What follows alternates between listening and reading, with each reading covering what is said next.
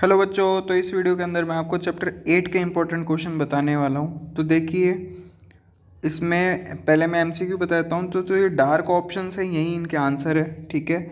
इसी में से आपको पेपर मिलने वाला है आपका। और इनके जब आपको ज़्यादा स्टडी करनी है तो मैंने पेज नंबर भी लिख रखे हैं, वहाँ से आप देख सकते हो एनसीईआरटी के।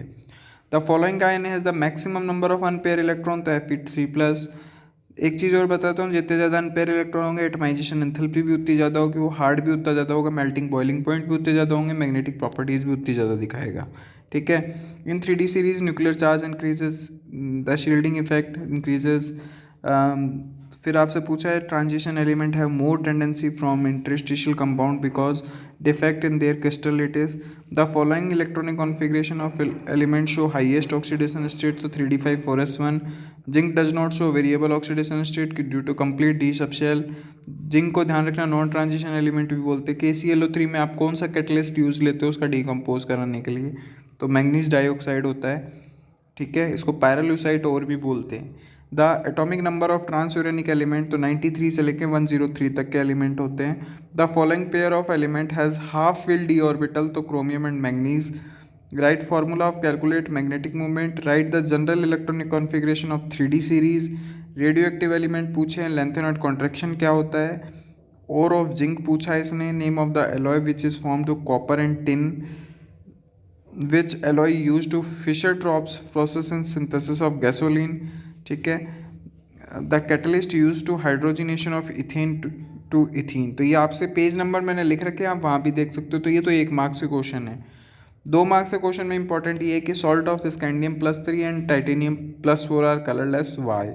Give the electronic configuration europium का और गैडोलियम। गैडोलियम का केस में याद रखना हाफ फील्ड आएगा। एक 96 का नंबर का भी है, उसमें भी हाफ फील्ड आएगा, ध्यान रखना।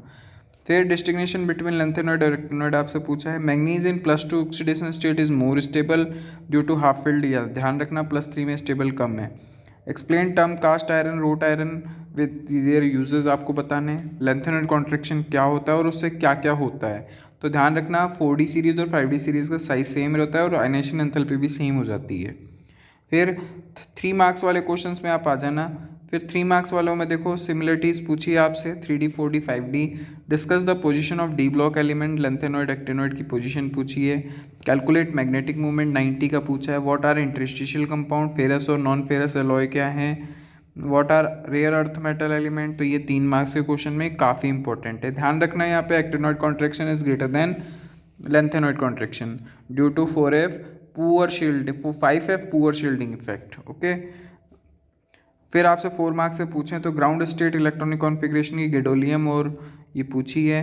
फिर एटॉमिक रेडियस आपसे पूछा है, एक्सप्लेन द ट्रेंड पूछा है इसके अंदर, ठीक। डिफाइन ट्रांसयूरेनिक एलिमेंट डी ब्लॉक के। तो ये मैंने आपको इंपॉर्टेंट क्वेश्चन लिख के दे दिए हैं, तो आप पूरे वीडियो को रोक कर आराम से देख लो, क्वेश्चन के आंसर ढूंढ लो, क्योंकि ये आपको एग्जाम में मिलने वाले हैं, ठीक।